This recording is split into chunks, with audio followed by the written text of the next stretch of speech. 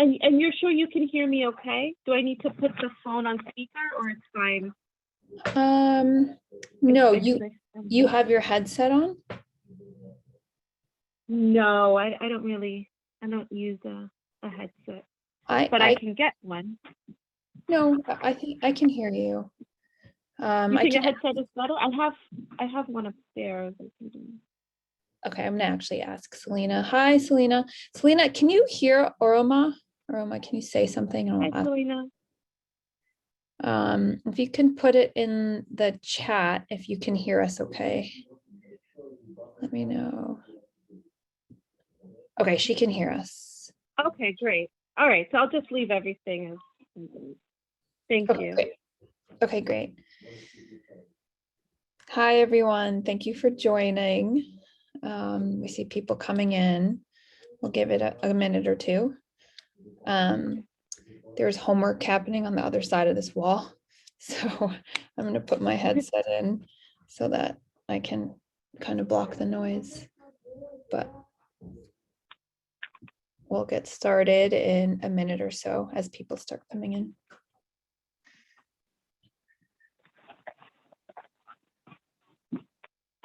And for those of you who have joined already, if you have specific questions for Oroma, please drop them in the Q&A, and we will get to them during the presentation.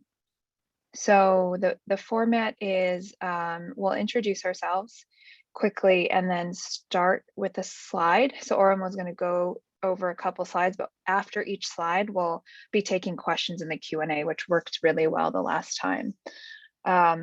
So we want to make this as useful to you as possible.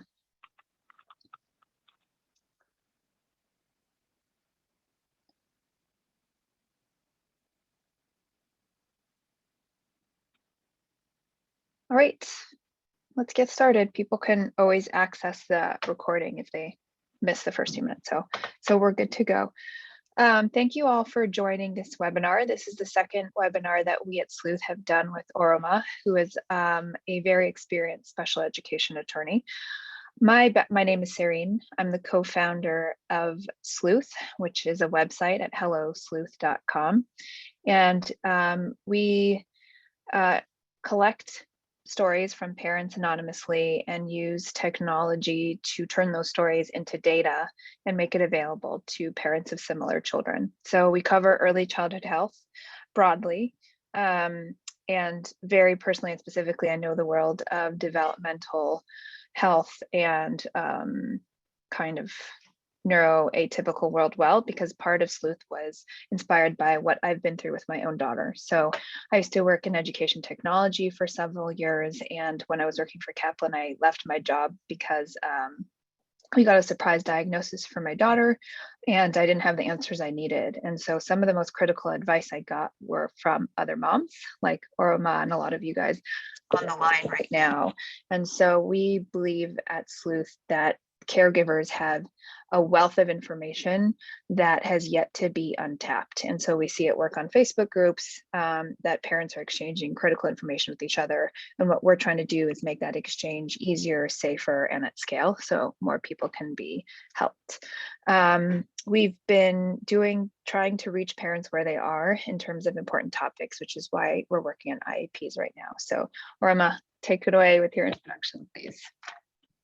Hi, everyone. I hope you all can hear me. I'm logged in via my phone, but yeah, so my name is Oroma. I am a special education attorney. I've been in this field for, I think, going on 14 years, and I've worked on different sides of special education, including, of course, the parent side and school districts, and also for private schools. And I do have a child with an IEP and another child with a 504 plan. So I not only work in this field, I live it as well as a special needs mom. My own, in terms of my background, my mom's a pediatrician, and I grew up as a special needs sibling. I had a brother who had sickle cell disease, and I grew up watching my mom as a professional and also as his primary caregiver, navigate different systems to figure out how to best meet his needs. And I think that really stuck with me as I grew up and became an advocate and an attorney myself for this particular population. So thank you so much for having me and for attending this. Thank you. I know that we are always looking for people who totally understand what we're going through, and you have such an extraordinary background, both personally and professionally. So we're thrilled you're here. I asked you this question at the last webinar. I'm going to ask you to repeat yourself. Why is special education law so important to you? Why did you decide to go into that? And if you want to touch upon some of the things that you do for families, that will be great. Right. Well, when I went to law school, I actually wasn't sure exactly which field I was going to go into. I knew I had a strong, passion for helping children in particular. And in my third year of law school, I did an externship, which was sort of like a part-time job in my last year of law school for a nonprofit called New York Lawyers for the Public Interest. And that was my first exposure to this field of special education as an area of law.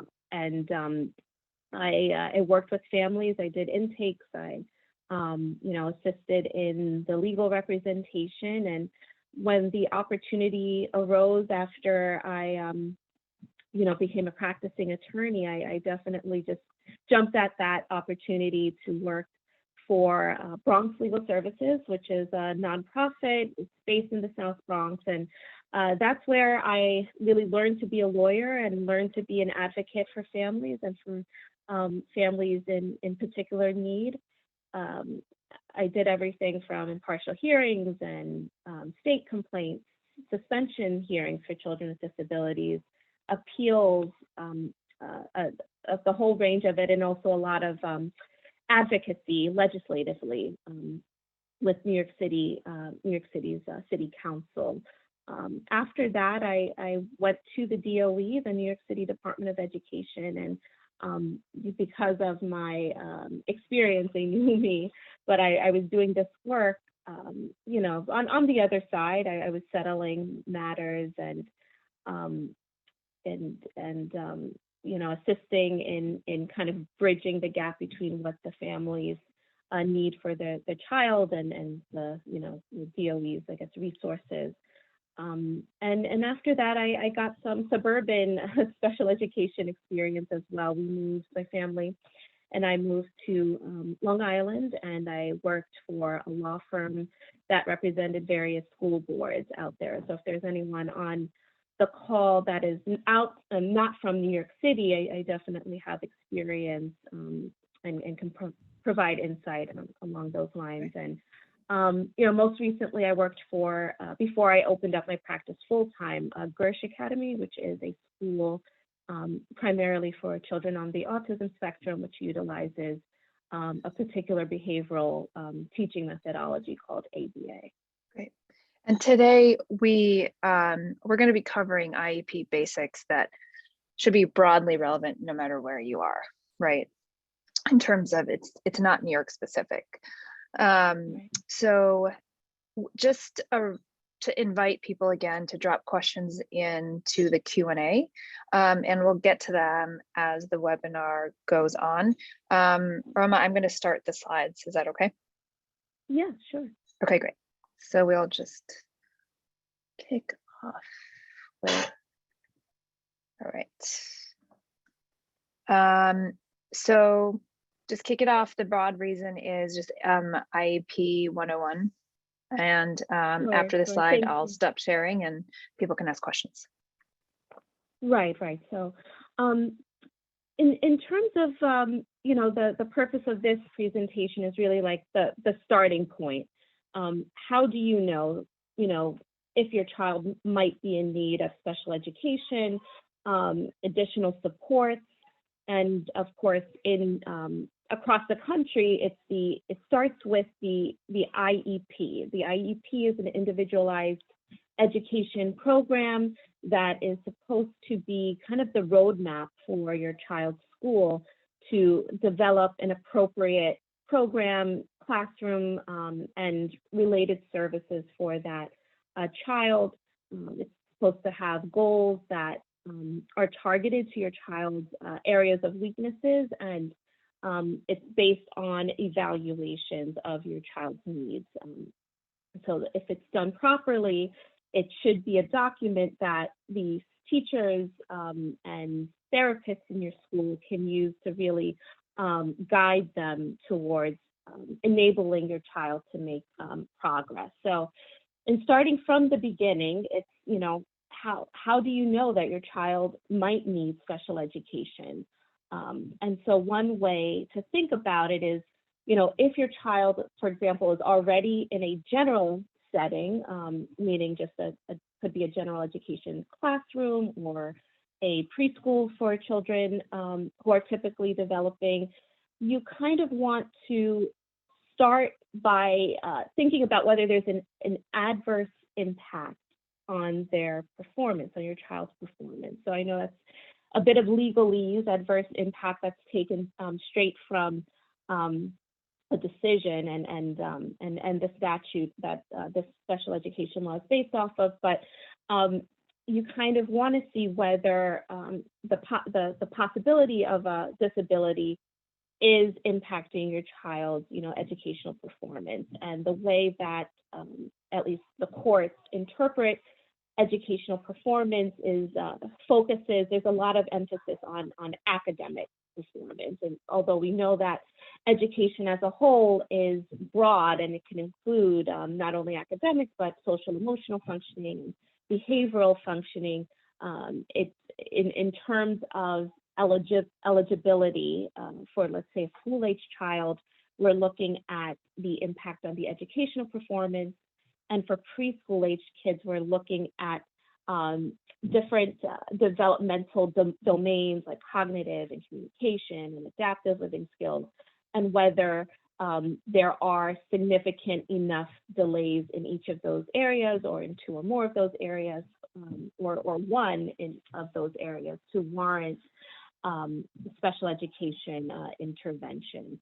So some of the things that you know, come to mind from my clients, maybe one of the easiest things that may stand out for a family is the decline in grades. That my child pre-pandemic, you know, was getting A's and B's, now they're getting C's and D's, or, you know, that's a simple example, but you definitely want to keep an eye on any trends you see in terms of the decline in the performance.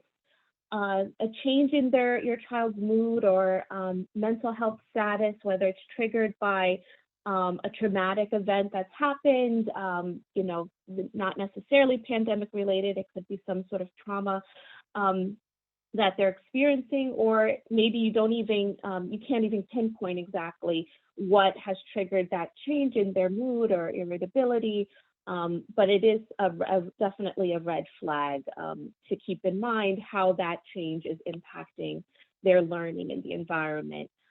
Things like difficulty concentrating, that's something I'm seeing now with the switch to like hybrid learning versus in person, is that, you know, now children are navigating the computer at the same time as having to kind of absorb what is being taught. And so that, whereas maybe previously the child with the structure of in-person learning was able to, you know, do well, perform on grade level, that switch, you may start noticing some differences, and that's definitely a red flag. Things like school phobia, your child not wanting to get out of bed anymore, to go to school, social behavioral difficulties.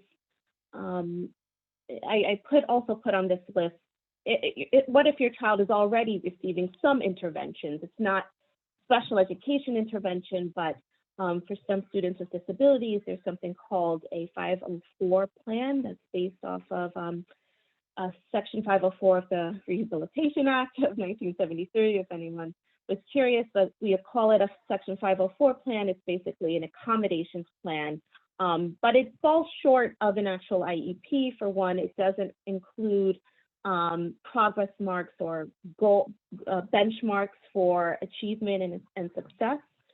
And 504 doesn't necessarily hold the school district accountable for the progress that your child would be making. It's basically a plan to help a child with a disability access the general education curriculum without actually having the due process procedures and other things in place, like an IEP.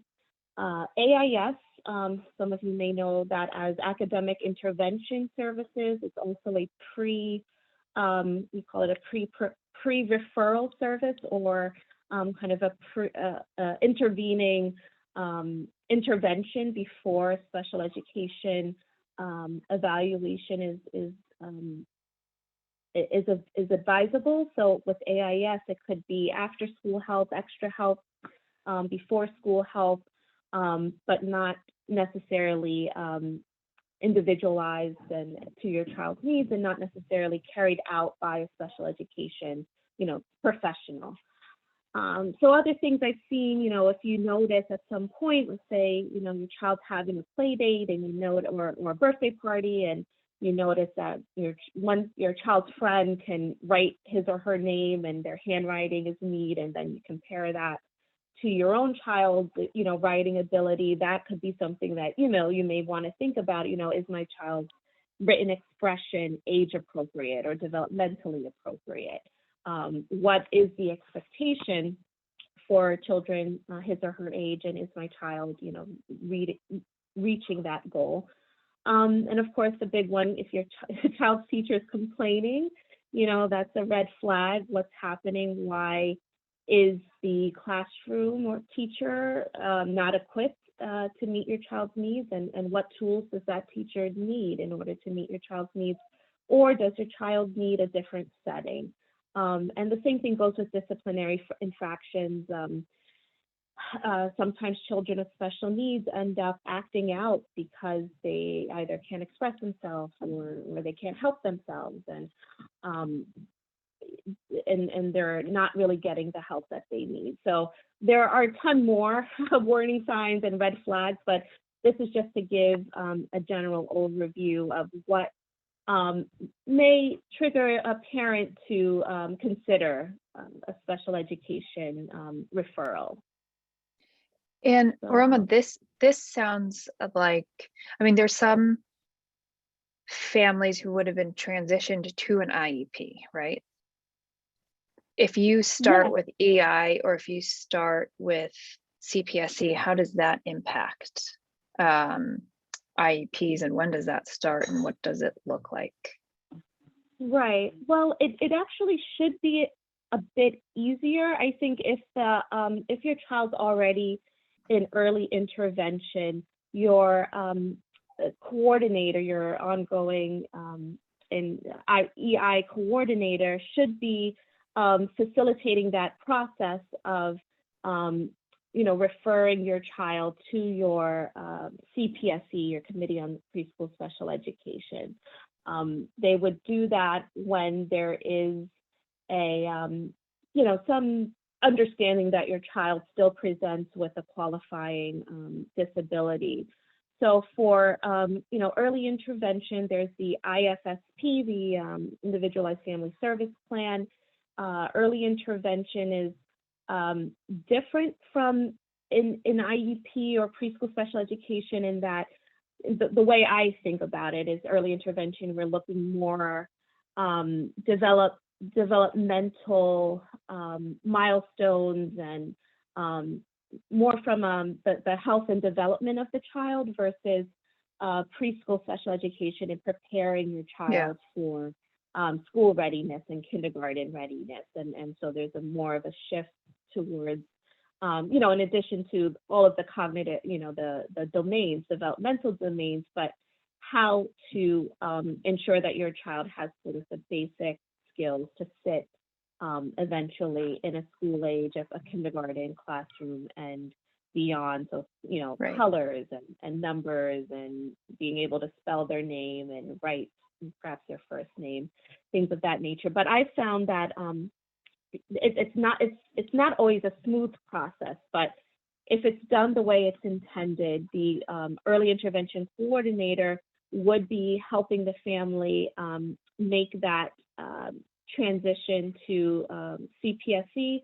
That starts with evaluation. So even though your child entering into early intervention had a set of like a multidisciplinary, set of evaluations, at the CPSE level, your school district will likely contract with an approved state-approved CPSE agency who will then perform a series of evaluations to help determine eligibility. So Okay. certain disabilities, certain diagnoses will automatically render a child eligible for CPSE. But it can be a tricky process in terms of it's not always seamless. I know the next slide we have is on evaluations, but could you speak now or whenever is after the evaluation slide about the difference to IEPs in a public school versus a private school? And also in evaluations, can you cover when cognitive and EQ testing is appropriate and helpful?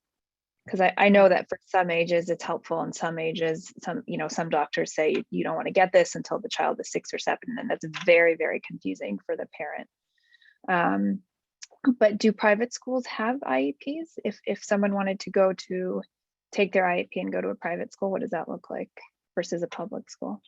Yeah, that's a great question, and I will try and answer it briefly because there are different components to it. So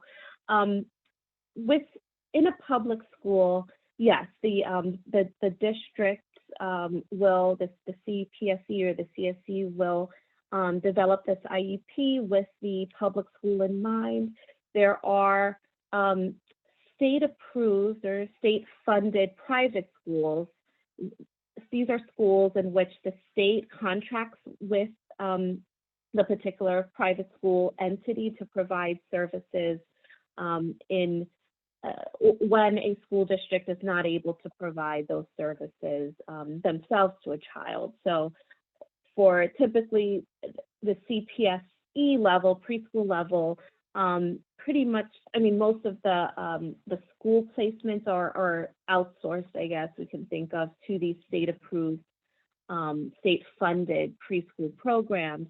But let's say if a parent does want to just kind of unilaterally on their own choose a parochial school or choose a different kind of school, a charter school, it works differently. So charter schools,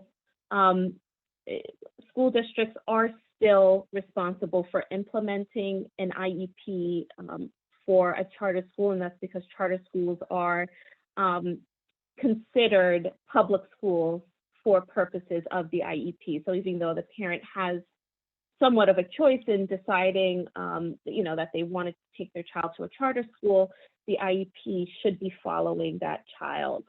Like if a parent wants to take their child to a Catholic school or yeshiva, parochial school, the IEP, the school district is not necessarily responsible for implementing the IEP. So if your child is recommended for a 12-student classroom in a public school, but you decide to place your child in a unilaterally in a parentally placed, they call it, in a private school, then what you would be asking for is something called an IESP. It's an individualized education service plan. And so your child can still get things like speech therapy and occupational therapy.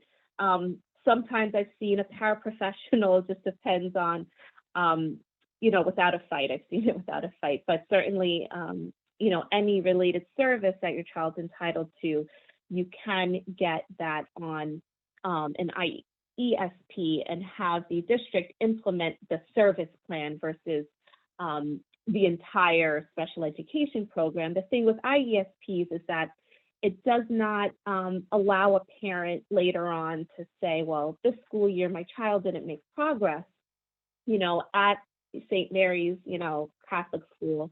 You can't do that because you've removed your child from the public school and have only requested services. And so it's kind of it's on the parent now, the burden to kind of make sure that you've chosen the right setting and that your child's needs can be met in that setting. So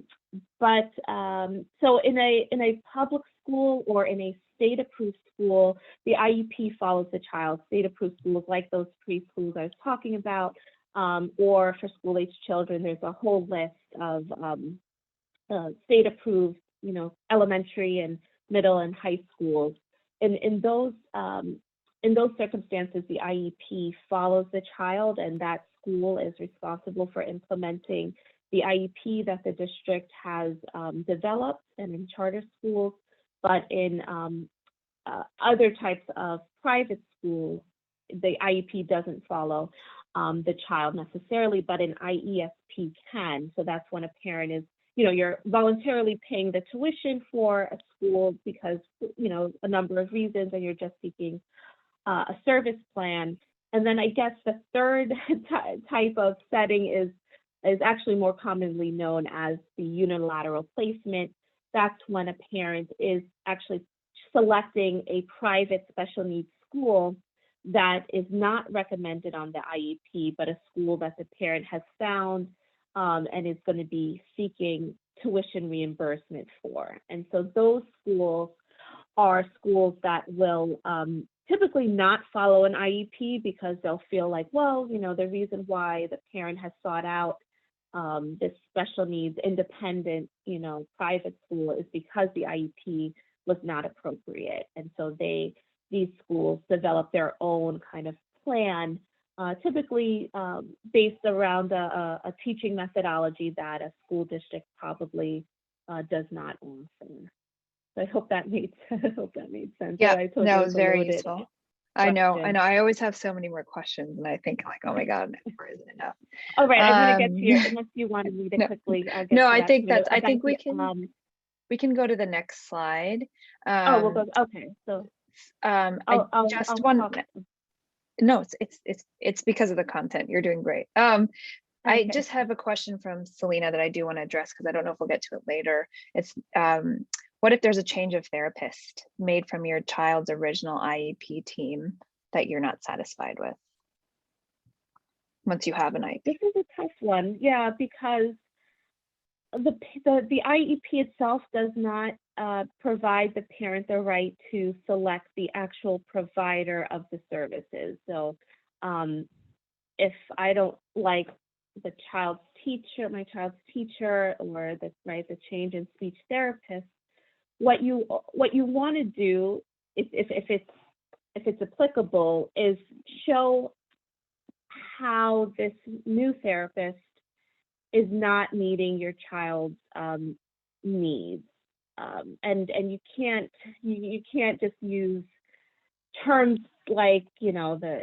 she's or he's so young or they look inexperienced. You kind of really want to show that and it's not easy because as parents we're not really there in the school unless this is happening in a hybrid setting where the parent is there, but you kind of want to see is my child meeting his or her goals on the IEP?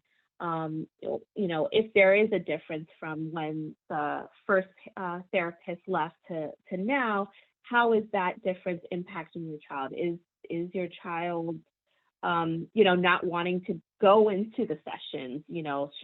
Should there be a better transition to this new therapist? Because as we know, many children have difficulty with these kinds of transitions, even if it is, especially when it's sudden. And is there a way for the team to kind of ease that child's transition? But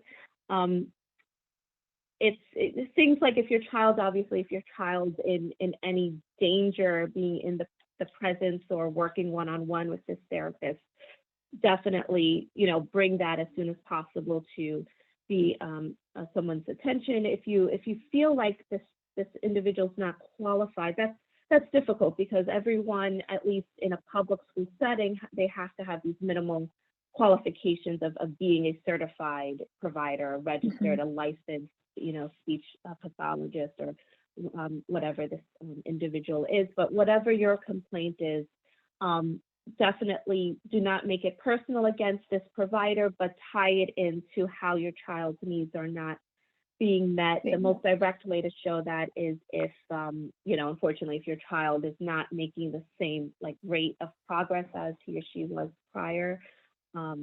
But it's not necessarily an easy thing to do. The law does give the school districts the right to implement the IEP, as written. And so that right to implement, often we'll hear school districts say that, well, I don't need a particular teaching methodology as long as this IEP is being implemented, or you don't get to choose the paraprofessional, as long as the person is qualified.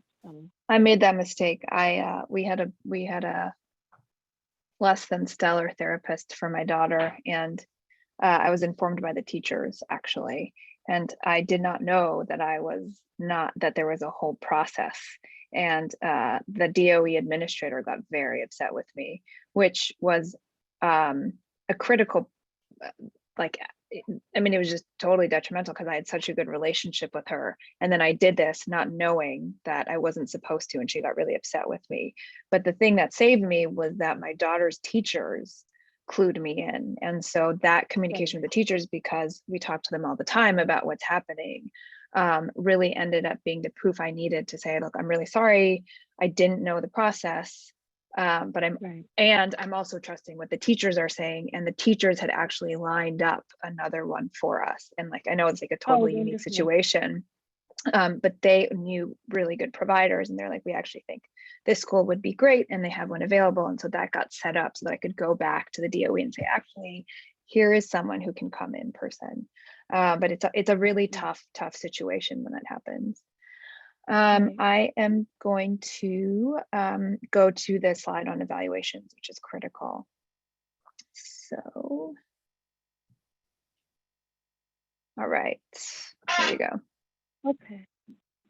So, I don't want to forget Surian's question about the IQ testing, but I think I can build it into this slide. So, how do we get started? So you're a parent, you realize that, your child, let's say post-pandemic, is not getting as good a grades as he did, last school year. There are issues going on. How do you get started? So at the very basic level, it's like writing a letter or writing an email. I always like, an emailed letter or a fax letter, so that you do have that timestamp of when you sent it, because there are timelines that are important to keep in mind. But the under the regulations, under the law, this initial individual evaluation, they call it, that's your very first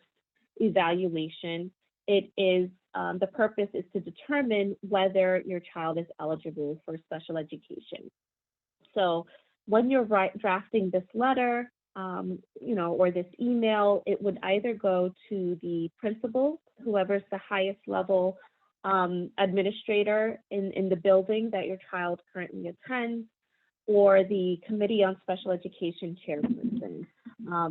In the suburbs, you may not know who that is without digging into your school board records, but it's typically like your district director of special education, or a pupil personnel service administrator, PPS. The more, administrators in your special education department that you can copy on this letter, the better you'll be. New York City, it's all posted online. So if you, kind of Google Committee on Special Education, chairperson, you'll see a list according to district, your geographic location. But if your child's already attending school, a great way to do it is to start with the principal. And some families will ask, like, should I start with the teacher? It depends. I mean, if you do send it to a teacher, the teacher really should be, bringing it to the attention of an administrator or the principal, but to just be sure that you're following the law to a T, this is how you would do it. And I would advise families to specify, your areas of concern, like, why now are you seeking an evaluation for special education eligibility? I've had families say, I've noticed issues with math. I've noticed that my child is really struggling with reading, or, my child's not really communicating the way I see his peers or, his classmates communicating.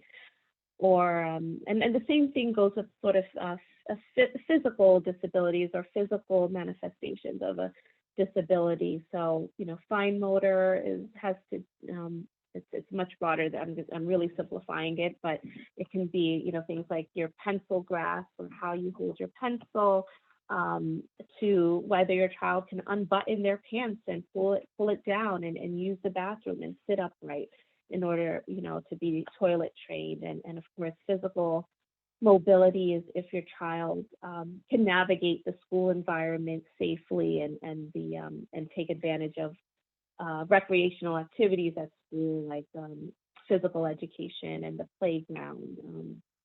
So the guidance around physical mobility really has to do with safely, navigating the school environment and or behavior. So families where the teacher is constantly, calling them or emailing them about behavior, that's a reason that you could specify about why you want some special education services. If your child has a diagnosis already that you've gotten through, your private insurance or, privately paid evaluation, some families, decide to do it first on their own to kind of scope out or explore what's happening with their child. So if you do have that, a report, you should definitely consider sharing that with the Committee on Special Education.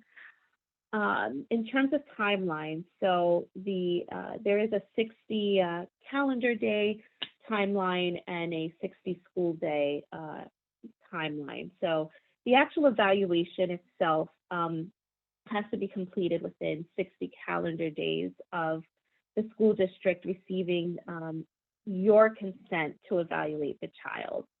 So what happens is how it's supposed to work, although I see so many cases where the letter gets lost and the timelines end up being, it just takes a lot longer to get to this point. But what should happen is that perhaps a social worker from the school will call you and kind of just discuss concerns and talk about the evaluation process. And in that process, they are, providing some informed consent. So not just, you as a parent saying, this is what I want a psychological, I want a speech and language therapy evaluation, I want this and that. Under the law that can, before you subject your child to testing by the school district, you have to give informed consent. And so part of that process is, it should be taking place within 10 days, but it doesn't always happen that way. But that parental consent has to be in writing. You have to be provided with your procedural safeguards. And that's like a booklet of all of your special education rights. But school districts are tending to use what's called a prior written notice, PWN. Special education is an alphabet soup, but the PWN, prior written notice, is where the school district is informing you that, they've received your referral for a special education evaluation, it will list the evaluations that it intends to conduct, and it will seek your signature on it. And so that's typically how parental consent is received after you have this initial phone call, perhaps with a social worker or someone from the district, or the CSE chairperson can also play that role. So what is in, I think I touch upon this in my next slide, but so some families have more of an understanding than others about the evaluations they think their child should have, or sometimes an outside provider may give some insight like, oh, I think your child may need should be evaluated for speech. They're noticing something that's just not typical, or your child, doesn't appear to be meeting certain milestones. But sometimes families, they just don't know, or they'll think their child only has a speech issue, but there's also an occupational therapy issue or a physical therapy issue that they're not thinking of. So that's why it's really important for families, when you can either, include it in your letter, like, I think my child needs speech therapy, so that's what I want, or I think my child may need occupational therapy. I think in this process, if you're gonna do it, then just be open about, the extent of your child's needs, and just so that you can really use this evaluation, to your benefit, to the extent possible. So, sometimes, I would say, go ahead and list it, because some districts are better than others in trying to figure out exactly which evaluations to perform. I know I get into this awesome. in my next slide, but I didn't want to forget. Let's go straight to that slide. Okay. And if you can answer a question that we got about what happens if you lose an IEP, even though you think your child still requires services, that would be great. Okay. There's just a little background noise where I am right now. So what happens if your child is denied an IEP and you feel like loses it, had an IEP and loses it, even though your child still needs services? Oh, wow. So that's okay. Very quickly, the school district should not be, declassifying your child from special education services or removing an IEP. It really shouldn't be done unless there's actually an evaluation performed that supports the fact that, okay, this child no longer has a qualifying disability, or the disability is no longer impacting the child's learning. It definitely shouldn't be a knee-jerk reaction. You shouldn't feel as if it's coming out of the blue. That is really problematic. Like, there are provisions in the law for a family who, on their own decides, like, what, I am going to declassify my child from special education, and I'm going to, waive all of my rights. And, because if your child does start failing, you can't then go back and say, file a complaint for extra services once you've made that decision yourself. But parents are such integral, participants in this process, that the fact that it's happening and you don't agree with it, and it's just kind of yanked from your child without supporting documentation, that is really troubling, and that's something that I would recommend definitely challenging. I've heard of it happening usually in that transition from CPSE to CSE, from preschool, your pre-K to kindergarten. Sometimes it's like, okay, well, your child was functioning, great in pre-K, and we don't really see a need for any particular service or a special classroom. I do see it then, and I've seen parents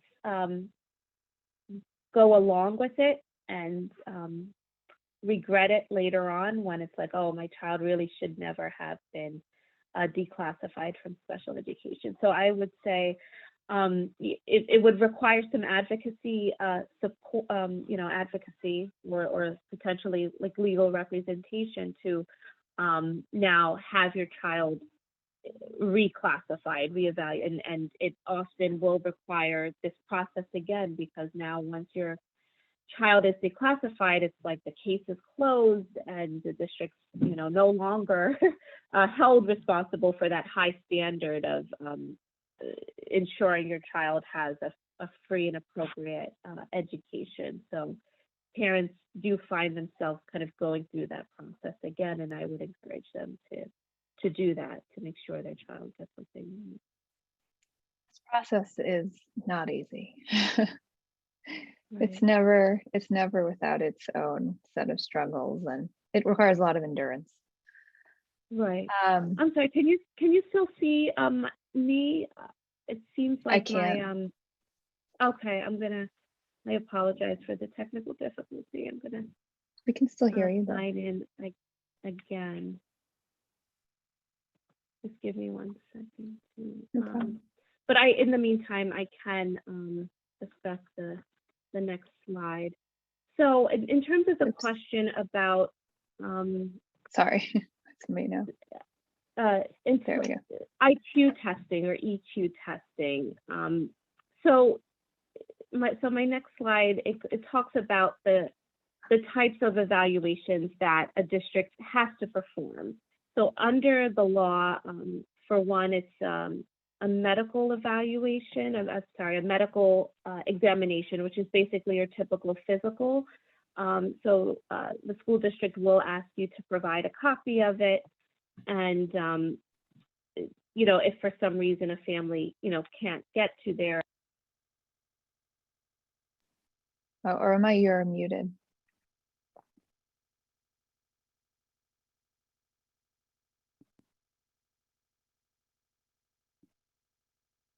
Oroma, can you hear me? Yeah, I can hear you. Okay, great. Okay, you're unmuted now. And you can hear me too. Okay, I'm sorry Yeah. about that. I have to get my Wi-Fi checked out. So, so the physical, that's something that typically a parent would provide to the school, or else each district has a school physician who could do that if there are any issues with that. So the psychological evaluation is what typically encompasses your child's cognitive testing, the IQ, which is some people say is somewhat of a measure of your child's capacity, potential to learn or to gain academic skills. For children, I've seen my clients, for children who have verbal language disorders or significant delays in the communication domain. Often I do find that the psychological evaluation will report that the child is untestable, or that results cannot be gleaned because the child, cannot verbalize the answers, the responses to the question. So, and then as that child, though, if their verbal output does improve, then usually at the point of their turning 5, transitioning into kindergarten, that may yield a better score. A higher score, or a score at all compared to previously. But the psychological evaluation is a mandatory component of an initial evaluation, and it does drive sometimes which type of setting the child is placed in. And so what I've seen with some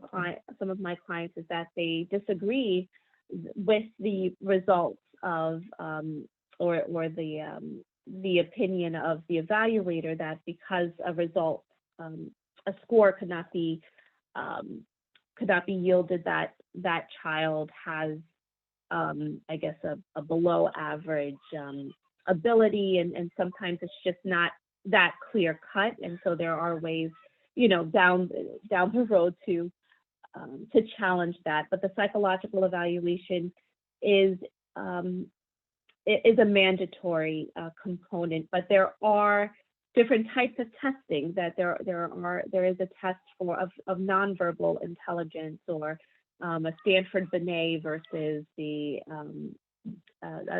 different type of testing, that's less verbal and more nonverbal.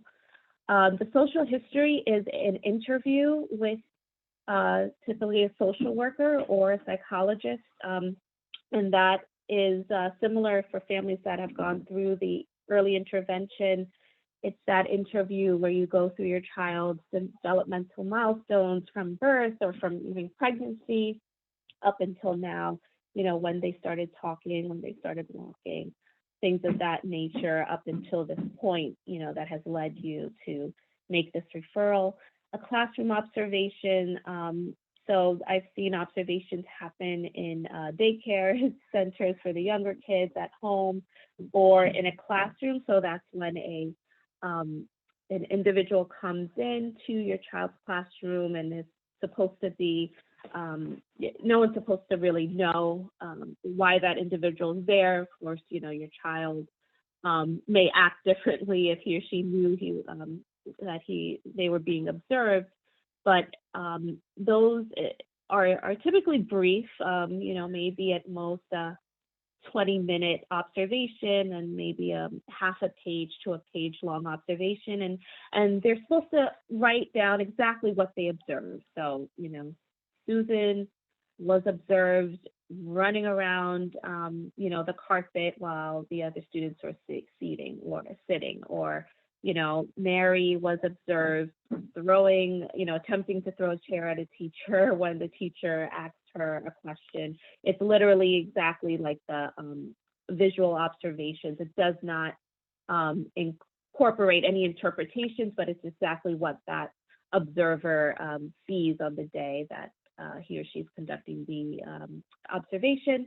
And then these are sort of so those four: the medical examination, psychological, social history, classroom observation. Those are all spelled out as required testing. There's also, it's not included here, but a psychoeducational, where there is a component of your child's academic achievement. So on one hand, with a pure psychological, it is IQ testing. You can think of technically what is your child's capacity or ability or potential in terms of academic learning. And then the educational portion of that is, well, where is your child in terms of their grade level? Is your child on a kindergarten level, first grade level, and so on? It typically in reading and math and writing, those three subject areas.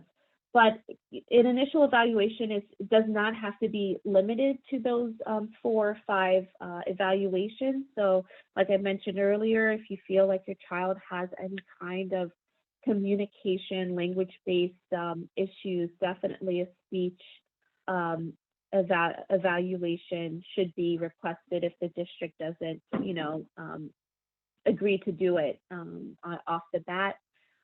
Even for my clients who have dyslexia, the parent may not think that a speech and language evaluation is warranted, because they're like, well, my child will be fine, but he just can't read or has trouble writing. But there are connections that a speech and language pathologist can draw between, your child's language-based disability and learning. So I think those are really important. Occupational therapy, physical therapy, even a psychiatric, if your child's mood has changed, if there's anything traumatic that has happened in their life that's impacting the educational process, you can get a psychiatric evaluation performed by the school district. So not necessarily you going out of pocket or through your insurance to do it, but from an educational standpoint, psychiatric evaluations are available. And assistive technology. So for families, typically those with the communication needs, assistive technology can help augment the child's communication. And neuropsychologicals, there are school districts that do offer it. It's not necessarily routine, but I most often see it as an independent evaluation, but certainly when a child's needs are complex enough to warrant that like in-depth look at all of the areas of functioning, a neuropsychological evaluation should be performed. And I do have in one of my cases a district agreeing to do that for an initial evaluation. Your IEP team. So it's got to be composed. There are certain required members. So there has to be someone from the district who is qualified to interpret the evaluation results. So you'll get a packet. Nowadays it's by email, but sometimes you get it by mail as well. And it may look like, you know, gibberish to you for families who are not used to all of the technical terminology used by these professionals, the psychologists and speech and language therapists. So the team has to have someone who can interpret these evaluation results. So often that is someone with a school psychologist background or higher certification than that, who can commit the district's resources. So there has to be an administrator present on behalf of the district who is aware of what your district has to offer in terms of special education, because, you know, not every school has every type of classroom. And so there has to be someone who's there. It can be the same person filling those two roles, the person who interprets the results and the person who is knowledgeable about what the district has to offer. For families where your child is, you know, in that 12 to 14, 12 to 16-year-old range, transition, really like 14 years old, transition service agencies, those representatives can be a part of this IEP team. So let's say if this is a relatively late referral in your child's educational career, you may be at that stage where, let's say in New York, it's called Access VR. It's like a vocational rehabilitation agency, or the Office of People with Developmental Disabilities, to kind of look at life beyond high school. A regular education teacher is required if there's a chance that your child would be placed in a general setting.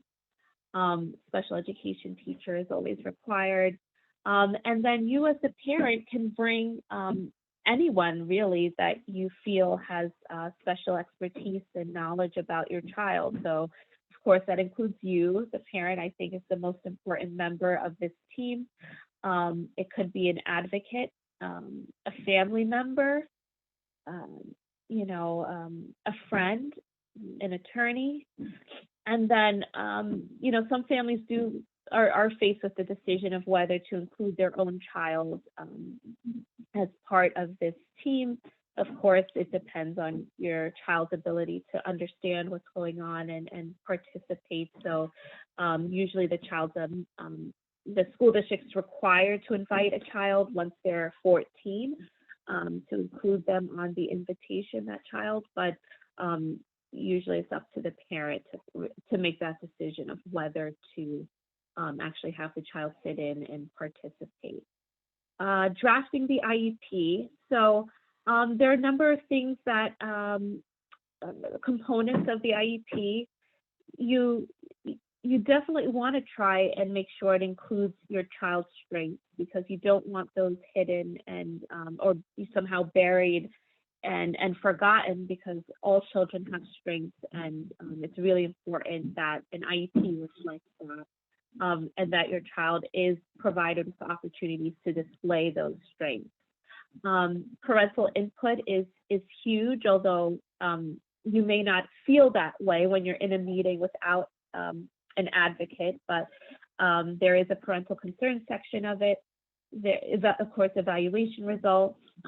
Annual goals, in my opinion, are probably the most important aspect of the IEP, although they're usually overlooked because they're very technical in nature. But an IEP with strong goals that are challenging for your child and targeted to the various areas of need can really drive the provision of an appropriate education for your child, especially if the providers, the teachers, and therapists are all on board and taking data on these goals, you can really, hopefully see a difference. But of course, it's all dependent on your child's needs and the strategies that are ultimately, chosen for implementation. Access to general curriculum. So that's always a goal in every special education program or IEP, is that there is some alignment to the extent possible with the general education curriculum. So if your child's in kindergarten and is not going to be able at that time to learn to read, at least they are learning to turn the pages of a book, or learning that we read, we turn the pages, from right to left or left to right, whatever it is, or can, point at pictures. So really, we want all children to have that benefit of exposure to the general education curriculum to the extent possible. Extracurricular activities, so that should be, at least put in it. The district may not be held responsible for after school programs. This all depends on your child's needs, but certainly a statement about what your child likes to do in their free time, and all of that information is helpful for whoever is responsible for developing and carrying out the IEP. Participation with your typically developing peers that are considered non-disabled or do not have IEPs. Years ago, when the statute, the IDEA, was created, children with special needs were warehoused. They were segregated, separated from other children, and not taught, because there was, a belief perhaps that there wasn't intrinsic value in teaching children with disabilities. Through that civil rights movement, where the Individuals with Disabilities Education Act was created, that changed, and so now it's about what is the least restrictive environment for the child. That's a loaded term, one that's worthy of its own webinar, but we to the extent possible that the children, like they should have access to the general education curriculum, they should also have access to peers that are typically developing to the extent possible. We know so many children fall in that population where it is necessary that they do be educated in a specialized classroom where everyone has an IEP, but that is just something embedded in the law that an IEP should reflect. And then other items like accommodations and positive behavioral supports. I know I'm going over time, but educational placement is something that the families and the classroom ratio, those are some things the families are always eager to get to in during an IEP meeting, like where's my child going to be placed, what type of setting, what kind of classroom. I have to stop sharing to see the question that came through. It doesn't let me do both. Oh, yes, the session is recorded to play later. Oroma, that was super, super helpful. Thank you. Are there any questions from the audience? This is your time to get Oroma. I'm gonna start the screen share again so that people can grab your information in case they want to contact you. But Oroma, I do have a question for you. Will the school district pay for an evaluation if for some reason they are delayed in doing it, or if they can't do it? Is that such a thing? I've seen that question come up in a couple of Facebook groups I'm in. Yes. I mean, it may likely take an advocate or an attorney to push the district on funding it, but certainly under the law, if a school district performs an evaluation that a parent disagrees with or declines to perform an evaluation, there are certain reasons they give, like, oh, we don't have the capacity during the pandemic to do a certain type of evaluation. Your rights as parents of children with disabilities are they're not waived or dismissed in any way because of the pandemic. So the school district has to figure out a way to evaluate your child, or fund an evaluation that it cannot perform. And I guess that's Okay. as simply as Okay. I could, Yeah. say. Yeah. It's like the rule, like it should be simple, and then it's really hard because how do you get through to Right. anyone? It is. Exactly. Especially now during COVID, where I know a lot of children are not getting what they need, whether or not they had a pre-existing IEP or not. I think a lot of children are Right. getting So what I very, very find, yeah, underserved. exactly. What I found with the families I work with is that, the virtual, just like virtual learning, is not ideal and not optimal. The same with a virtual evaluation, and the child, I guess, being assessed via screen. It depends on the type of assessment, and but for many families it may not really reflect what the child on a typical day, or being observed on a typical day. And then for school districts to say, well, we're not doing in-person evaluations, it's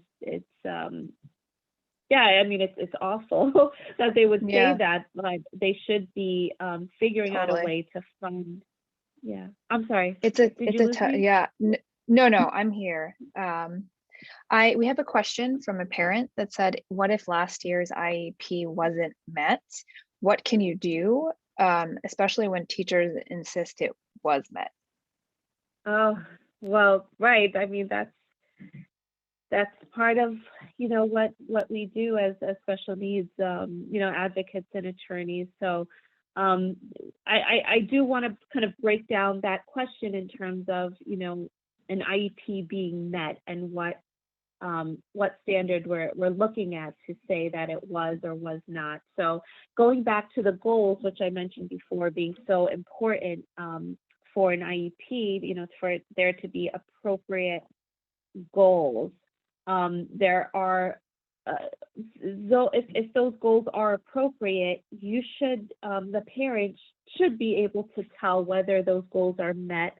The teachers and the related service providers would be kind of inputting over, I guess each quarter, for example, whether the child has met a particular objective or a particular goal. But you as the parent can try and assess that yourself and say, well, can my child count to 50, or whatever that goal is. Can my child use the potty on a time schedule?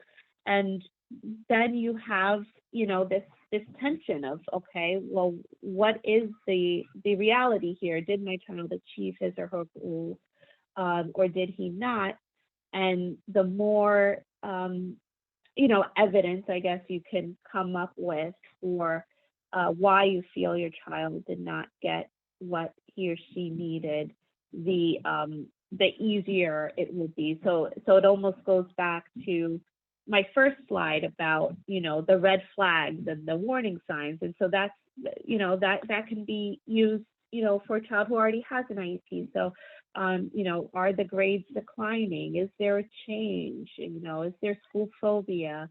What are you seeing, as a parent, that you can bring to the school's attention to show that actually my child's needs were met? And the remedy is either, compensatory education, getting back some hours of instruction or tutoring or related services that were missed or didn't yield the results. It could be an extended school year program, meaning a 6-week program over the summer to prevent regression. It could be an independent evaluation or a reevaluation of to kind of dig into really what's happening and why you're not seeing the results that the district claims that have been achieved.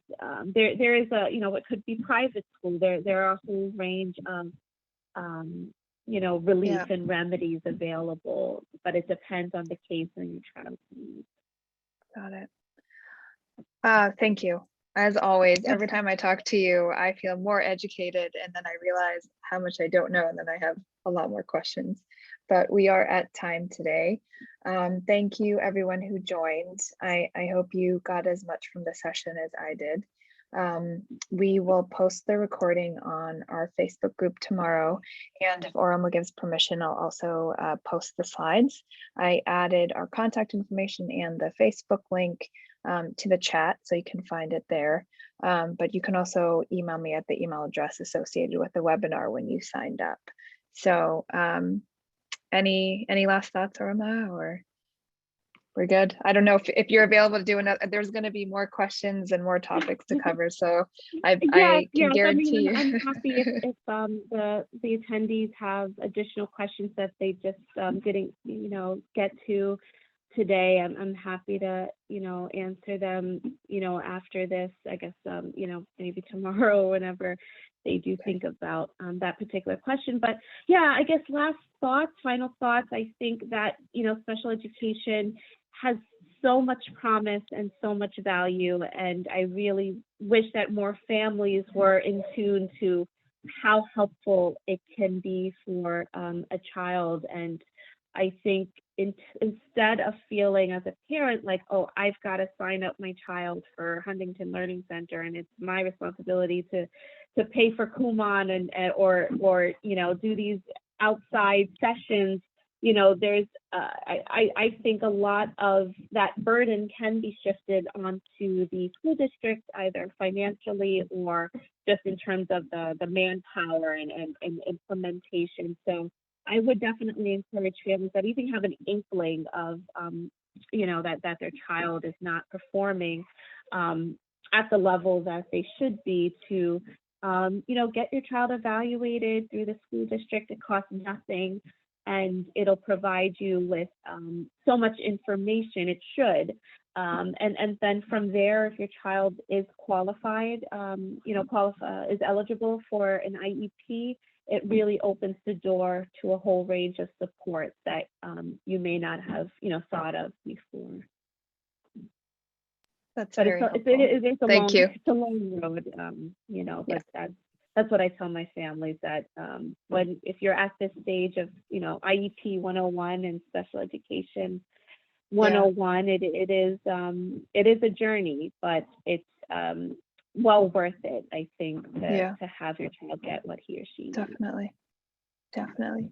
Thank you so much. I really appreciate it. I hope everyone has a wonderful evening, and we'll hopefully connect again soon. Thank you. Thanks.